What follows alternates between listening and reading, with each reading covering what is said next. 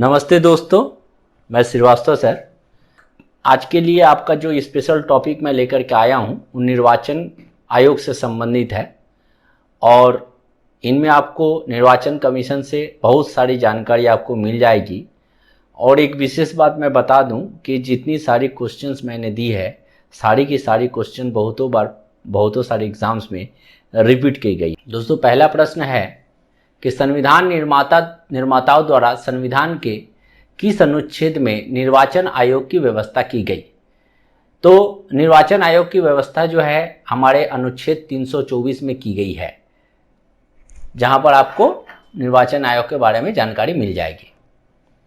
दूसरा प्रश्न है कि भारत का निर्वाचन आयोग इलेक्शन कमीशन ऑफ इंडिया, इसका उल्लेख जो है संविधान के किस भाग में किया गया है। किस भाग में इसका उल्लेख, इलेक्शन कमीशन का उल्लेख किया गया है? तो ये भाग 15 में इसका उल्लेख किया गया है, पार्ट 15 में। दोस्तों, अगला प्रश्न है भारतीय चुनाव आयोग की स्थापना कब किया गया। ये काफी महत्वपूर्ण प्रश्न है कि इलेक्शन कमीशन ऑफ इंडिया का स्थापना कब किया गया। तो इसका स्थापना दिवस जो है 25 जनवरी को मनाया जाता है, जिसका स्थापना 25 जनवरी 1950 में किया गया। 25 जनवरी 1950। किस संविधान संशोधन के द्वारा मतदान की आयु 21 वर्ष से घटाकर 18 वर्ष किया गया। तो यह संविधान संशोधन था 61वां संविधान संशोधन जो 1988 में किया गया, जिस समय 21 वर्ष के स्थान पर 18 वर्ष आयु रखा गया। चुनाव जो भी हो अपना इलेक्शन दे सकेगा। भारत में मतदान की आयु 18 वर्ष कब लागू किया गया। इसे लागू किया गया, जैसे पिछले प्रश्न में मैं एक बार जाता हूं कि इसमें संशोधन किया गया 1988 में कि भाई जो 21 साल है वो अब 18 साल की आयु में इलेक्शन में जो है अपना वोट दे सकेगा। लेकिन इसे जो लागू किया गया वो 89 में 29 मार्च 1989 से ये पूरी लागू हो गया। ठीक है। भारत में महिलाओं का मतदान देने का अधिकार कब मिला। तो भारत की आजादी के बाद से ही मिला, 1947 में, इसमें कोई दो मत नहीं है। इलेक्ट्रॉनिक वोटिंग मशीन जिसको ईवीएम कहा जाता है, सर्वप्रथम प्रयोग कब किया गया। तो ईवीएम का सबसे पहला प्रयोग 1982 में किया गया था। और चूंकि ईवीएम से संबंधित प्रश्न है, यह दूसरा प्रश्न कि इसका प्रयोग सबसे पहले किस राज्य में किया गया। तो इसका प्रयोग जो है सबसे पहले केरल राज्य में किया गया था ईवीएम का। और ईवीएम का प्रयोग करके 1999 में पूरा चुनाव कराने वाला प्रथम राज्य कौन बना। पूरा का पूरा चुनाव ईवीएम के द्वारा ही हुआ था। 1999 में वो गोवा में हुआ था, गोवा राज्य।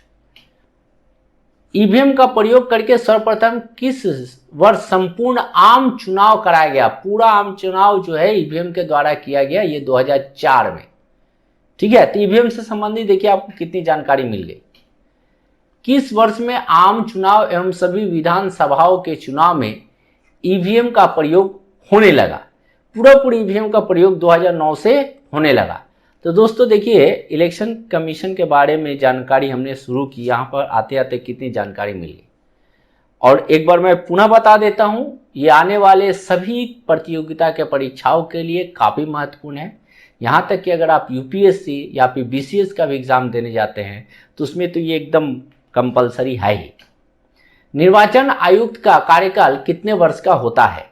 तो निर्वाचन आयोग का आयुक्त का जो कार्यकाल होता है 6 वर्ष या 65 वर्ष की आयु तक, जो भी पहले हो वो होता है। भारत में चुनाव सुधार से संबंधित श्यामलाल सकधर निर्वाचन समिति 1981 में बनी थी। इसका मुख्य सिफारिश क्या था। तो इसका मुख्य सिफारिश था कि जो मतदाता उनका परिचय पत्र होना चाहिए, मतदाता का परिचय पत्र। दिनेश गोस्वामी समिति का संबंध किससे था। तो जो दिनेश गोस्वामी थे वो निर्वाचन सुधारों से संबंध रखते थे, तो निर्वाचन सुधारों से संबंध इनका था। किसी निर्वाचन के दौरान किसी राजनीतिक दल के उम्मीदवार की मृत्यु हो जाने की स्थिति में कितने दिनों के अंदर दूसरा प्रत्याशी खड़ा करना पड़ता है। तो ऐसी स्थिति में महज 7 दिन के अंदर में जो है दूसरा प्रत्याशी खड़ा करना अनिवार्य है। भारत का प्रथम मुख्य चुनाव आयुक्त कौन है? तो सुकुमार सेन। ये काफी महत्वपूर्ण प्रश्न है। सुकुमार सेन भारत का प्रथम मुख्य चुनाव आयुक्त। संविधान लागू होने के बाद राष्ट्रपति ने पहली बार कब दो व्यक्तियों को मुख्य निर्वाचन आयुक्त की सहायता के लिए निर्वाचन आयुक्त के पद पर नियुक्त किया था? तो यह जो है 1989 को किया गया था। संसद द्वारा मुख्य निर्वाचन आयुक्त तथा अन्य निर्वाचन आयुक्तों की सेवा शर्तों से संबंधित अधिनियम कब पारित किया गया? तो इससे संबंधित अधिनियम जो है 1994 में पारित किया गया। भारत के मुख्य चुनाव आयुक्त की नियुक्ति कौन करता है? तो भारत का भाई मुख्य चुनाव आयुक्त की नियुक्ति है तो ये डेफिनेटली राष्ट्रपति ही करेंगे।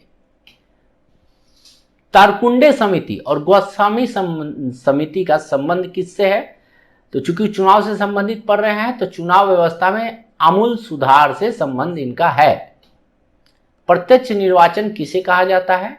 प्रत्यक्ष यानी जनता द्वारा प्रतिनिधि चुनना, जनता ही अपना प्रतिनिधि चुनता है, यही प्रत्यक्ष निर्वाचन है। उपचुनाव कराया जाता है कितने वर्ष के अंतर में? कभी भी कराया जा सकता है। उपचुनाव का कोई समय सीमा नहीं है। उपचुनाव का बहुत सारा कंडीशन होता है। जो प्रेजेंट में है उनकी मृत्यु हो जाने से, उनको हटा देने से, बहुत सारे कंडीशन है जब उपचुनाव कराया जा सकता है। किसी निर्वाचन के दौरान किसी राजनीतिक दल के उम्मीदवार की मृत्यु हो जाने की स्थिति में कितने दिनों के अंदर दूसरा प्रत्याशी खड़ा करना पड़ता है? तो 7 दिन। भारत की निर्वाचन पद्धति निम्न में से किस देश के निर्वाचन पद्धति के अनुरूप है? तो ये जो है ब्रिटेन के है। ब्रिटेन में जो पद्धति है भारत में भी वही पद्धति है। भारत के प्रथम मुख्य चुनाव आयुक्त कौन थे? तो सुकुमार सेन। और उनका कार्यकाल देखिए 1950 से 1958 तक था। चूंकि ये भी अधिकतर प्रश्न पूछता है इसलिए मैं यहां पर नोट दे करके यहां पर आपके लिए नोटिंग कर दिया हूं। मुख्य निर्वाचन आयुक्त की नियुक्ति तथा उसको प्रच्युत करने का अधिकार निम्नलिखित में से किसको है? तो राष्ट्रपति को ही है। जो नियुक्त करेगा उसी का अधिकार है उसको पद से हटाने का। 1952 की वर्ष भारतीय इतिहास में क्यों महत्वपूर्ण है? इसलिए महत्वपूर्ण है कि उसमें लोकसभा का प्रथम आम निर्वाचन हुआ था। लोकसभा का प्रथम आम निर्वाचन।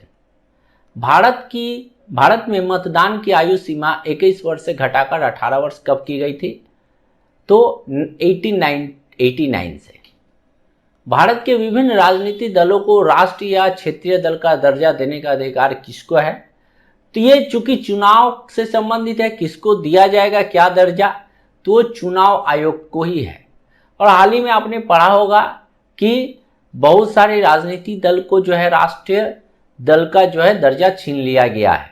जैसे टीएमसी का, सीपीआई का, इन सभी का जो है राष्ट्रीय दर्जा छीन लिया गया और आम आदमी पार्टी को है नेशनल पार्टी का दर्जा मिला है। ये करंट अफेयर्स का बात मैंने कहा। दिनेश गोस्वामी समिति का संबंध जो है निर्वाचन सुधारों से है। भारत का दूसरा मुख्य चुनाव आयुक्त क्या है, कौन है? पहला भी पूछता है, कभी कभी दूसरा भी पूछ सकता है। पहला सुकुमार सेन आपने जाना, दूसरा केवी के सुंदरम। मान लीजिए पहला पूछ दिया तो आप बता सके क्योंकि हमने आपको बता दिया। अगर दूसरा पूछ दिया तो क्या कीजिएगा? इसलिए मैंने जो संभावना प्रोबेबिलिटी है उसको भी मैंने दे दिया। परिसीमन आयोग का अध्यक्ष होता है मुख्य चुनाव आयुक्त। ठीक है। भारत के प्रथम महिला मुख्य निर्वाचन आयुक्त कौन है? यह भी काफी महत्वपूर्ण प्रश्न है। और पहली महिला थी रमा देवी, याद रखिएगा, रमा देवी, VS रमा देवी। हम लोग जब तैयारी करते थे हम लोग इसी तरह याद करते थे, रमा देवी याद होता था, VS रमा देवी ऑप्शन में रहता था, कोई दिक्कत नहीं होता था। राजनीतिक दलों को संवैधानिक मान्यता प्रथम बार मिली तो इसको संवैधानिक मान्यता जो है 1885 में मिली, 1985। दल बदल विरोधी विधि को किस राज्य में 1789 में अधिनियमित किया गया? तो जम्मू और कश्मीर में। भारतीय निर्वाचन आयोग के अनुसार एक राष्ट्रीय दल के रूप में मान्य होने के लिए एक राजनीतिक दल को कितने राज्यों में मान्यता प्राप्त राजनीतिक दल के रूप में होना आवश्यक है? तो कम से कम 4 राज्य में, कम से कम 4 राज्य में होने से ही वो नेशनल पार्टी का दर्जा मिल सकता है। और ये जो प्रश्न है ना, ये जो प्रश्न फिर से पहले जो मैंने प्रश्न बोला और कुछ महत्वपूर्ण बात भी मैं बता दे रहा हूँ, आने वाले एग्जाम्स के लिए काफ़ी महत्वपूर्ण है। चुनाव आयोग के लिए जिला स्तर पर जिला निर्वाचन अधिकारी के रूप में कौन कार्य करता है? तो एकदम जिला कलेक्टर। तो दोस्तों ये सारी इसकी सारी महत्वपूर्ण जानकारी कॉम्पिटिटिव एग्जाम्स के लिए है, अतः अनुरोध है कि आप अवश्य इसे पढ़ें, आपको काफ़ी मदद मिलेगी। धन्यवाद दोस्तों।